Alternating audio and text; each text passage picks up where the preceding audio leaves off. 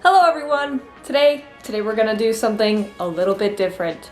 So, a few weeks ago I asked everybody to tell me something crazy that's happened to them in the music world and just tell me a story that relates to music somehow and can be funny. So, today I'm gonna share with you some of the stories that you sent me, and some of them are really funny. I've tried not to read too many, but we're gonna go through it now. Alright, here we go. During my tuba solo, one of my tuning slides fell out. I think that's happened to everybody though. Well, no, not everybody, but it's happened to a bunch of people. I've had that happen well, not me personally, but I've seen it happen in drum corps because you use Brasso on all of your slide valves, like the tuning slides, and after a while the Brasso wears down the metal enough that you either have to find some way to hold it up like with a hair tie or something, or the tuning slide is just gonna fall out. I've had so many people lose their third valve slides on the field after a show. They'll come off and be like, I lost my third valve slide. It's on the field somewhere. I gotta go get it. And obviously the next corps is on. You can't really do it. It's crazy. It's an experience. All right. Our band director passed out in the middle of conducting. He showed up the next day. Now that's dedication. I think band directors are a different breed of people where they can put up with and go through a whole ton of junk and then just show up the next day and do it all over again. So I like your band director, whoever they are. Incredible. Someone filled my entire euphonium with water while I was going to the bathroom. All right, I have a story to tell about this. I know a guy who was playing euphonium at some performance, and it was outside and it was pouring and there had no cover. For some reason they were still there doing what they were doing, so they're holding their euphoniums with the bell well open to the sky and it's pouring rain, and the whole section was like, hey, should we dump out our water out of the horn because it's happening, you know, there's a lot of water in the horn. And the guy was like, no, we're not gonna do that. Let's just see what happens. And then they played, and as you can imagine, they just a bunch of water that collects in the bottom of the horn. It just it's really funny. It was such a funny story. So I really hope that it didn't spill all over your floor, but there you go. It's happened to even other great people out there. A fight happened in band. A trombone player whacks a percussionist's face with the trombone slide. Don't do that. Those things are delicate. Like your face and the horn. Don't do that. Alright, now I have those are all from Instagram. And I had a friend message me on Instagram who I've known for a while, and he told me his little short story in this little block. And I was like, no, tell me the whole story, because this one gets me. I've known him for a while and he's told me this a bunch of times, but I really wanted to share the details of it. And this goes into drum corps, so here we go. Great, okay. So this was in 2011 and this guy was marching cadets. And I'm gonna read it kind of verbatim. 2011, on tour with cadets. I think we were in Kansas. It was definitely more out west. During the last 30 seconds or so of the show, I took a huge breath and my dentures fell loose. I wore dentures at the time because I was in between dental surgeries for teeth implants. They fell back into my mouth and I had to take a hand off my horn to try and get them out, but couldn't get to it while I was marching. So I just finished the show while I was coughing/choking. And this guy played contra. So can you imagine running around on the field during Cadets 2011 in the closer, the last 30 seconds of the closer, choking? Can you imagine? This is insane to me. They got lodged pretty deep, barely above my Adam's apple. Once the show was finished, I nudged the guy to my right, who was my two. And in cadets, none of you guys know, we have a two, so it's basically your partner who does everything with you. You can't walk around alone as a cadet. You have to have someone with you, and that person is generally your two. And barely was able to tell him, let's go. He followed, walked me off. My dumbass was still trying to perform even though I was choking, and by perform he doesn't mean the show. He means like you still have to be a cadet. You have to have that cadet face. You have to have that whole cadet persona around you. Until our trainer ran up to me to figure out why I was walking off the field before the rest of the corps. I pointed to my throat because I couldn't talk much at this point. Finally, I got off to the side, we got some other medical staff there, and I was on my knees on the ground waiting for an ambulance to arrive. I had to take sit breaths through my nose to breathe. Okay, I'm gonna go ahead and say that it gets kind of gross here. If you want to skip, go for it. Ambulance was going to take another 30 or so minutes to arrive, so I had to make a decision. I tried to regurgitate the dentures far enough up so I could grab it, and eventually I did. There was a fair amount of blood because the sharp edges of the dentures that held them in place between my teeth scratched the lining of my throat. The director thought I was faking it all until he saw I was struggling or choking. Go figure. That's a crazy cadet story. This guy was so dedicated to being a part of cadets and making sure he was performing on the field. It's choking on dentures while he was performing, and it just blew my mind. Total cadet. Great.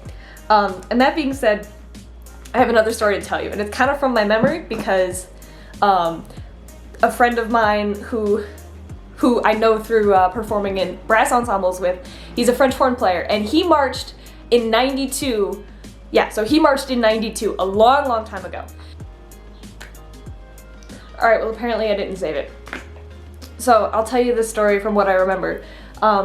This guy marched, he marched DCI years and years ago. It's over 20 years ago at this point. 30? I don't know, over 20 years ago at least. Things were very different at this year drum corps. So over the summer, he says it was in like July. It was like late July. They were getting ready for finals. They're ticking things off, like check, check, check, we're ready to go.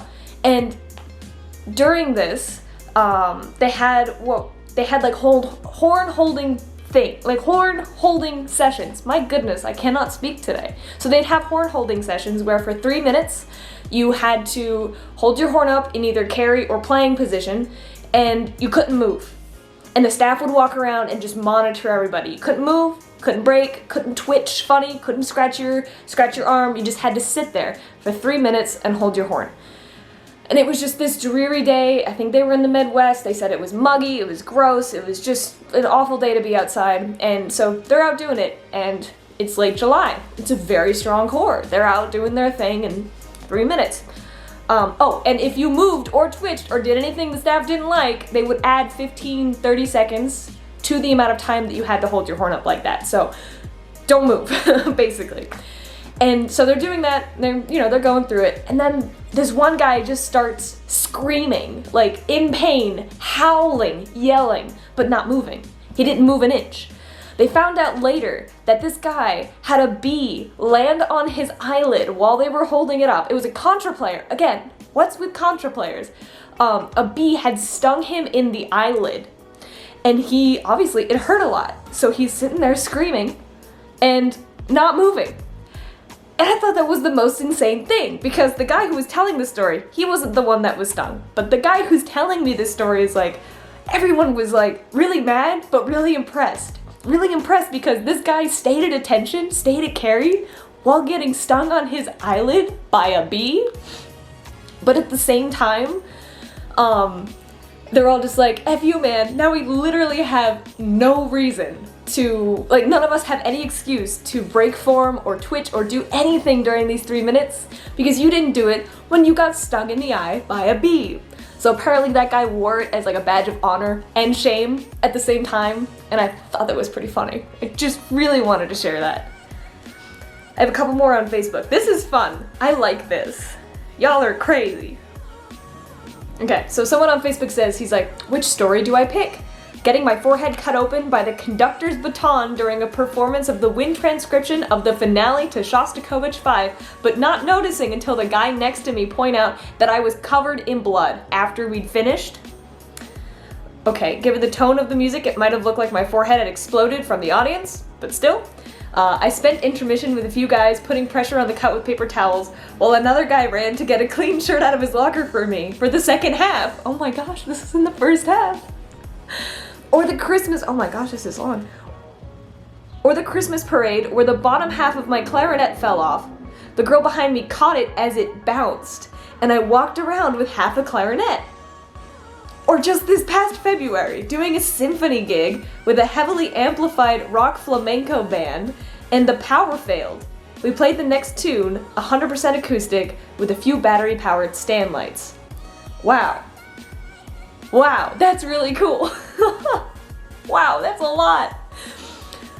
Congrats on surviving that. Oh, that reminds me of a story that happened in cadets. When I was marching cadets, I was injured at this time, and I was on the sideline, and they were going through the final run-through for the night, and this one kid, about halfway through the run-through, comes sprinting off the field, and his entire, half of his face, dripping down his neck, was covered in blood. And I was like, what? And he comes over to me, he's like, help, what do I do? And I'm like, I don't know, where are the trainers? And he's like, I don't know, where are they? And I'm like, I don't know, they're over there.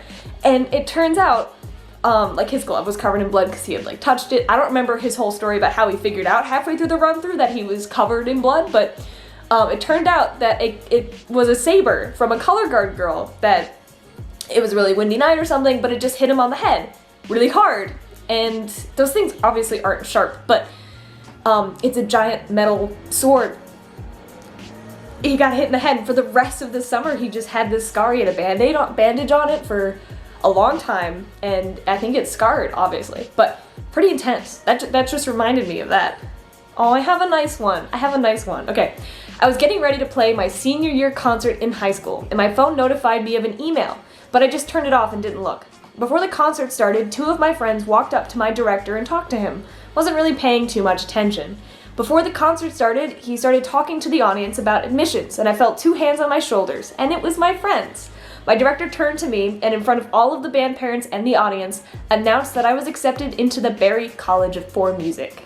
Congratulations! That's an awesome story! How sweet! Oh my gosh, there are so many good ones!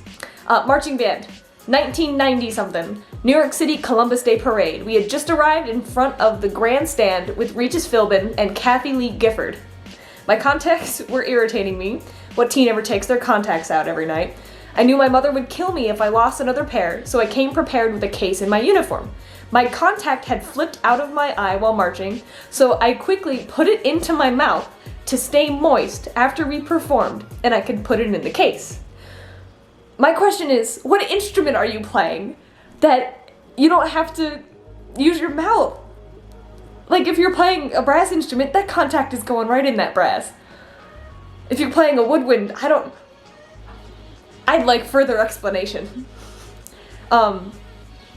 In formation, we began playing. The cameraman came right up to my face, inches away. I take a breath and the contact flips to the back of my mouth. That's the other thing. Why are people choking on stuff? And I have a split second to decide if I should swallow my lens and risk my mother's wrath, or cough it up and save it. I chose, and down it went. Oh my god. I got home and everyone said they saw me, but commented on how I look strange. I told them what happened at that exact moment. That's how that ends. Is it safe to swallow contacts? I mean, I know it goes in your eye and that's pretty much internal, but my goodness. Yeah, that is the end of all these stories. Wow, this is gonna be a long video, but I really hope you guys enjoyed. This was a lot of fun to read. I would love to share more of these stories with you guys. So go ahead, send me more stories. You can send me on Instagram, post it on my, message me on Facebook or something. Do whatever you need to do to get it to me, because I would love to do this again. This was so much fun. When you see this video, I'm going to be either on my way to Atlanta or in Atlanta for the International Euphonium and Tuba Festival. I work there, I'm on staff, and it's just gonna be an absolute blast. So if you're there, hope to see you there. I'm gonna be trying to vlog, actually, so that'll be fun. But that being said, thank you so much for watching. If you liked it, you could just leave a comment with your stories. Leave a comment with your story and I might put it in the next video if I get to do a next video. Check me out on, follow me everywhere you want. Remember, I do have a Patreon, and it's really, really, really helpful to me if you guys sign up and support me. You don't have to, but it really, really does mean a lot. And yeah, I hope you have a wonderful day, and I will see you later.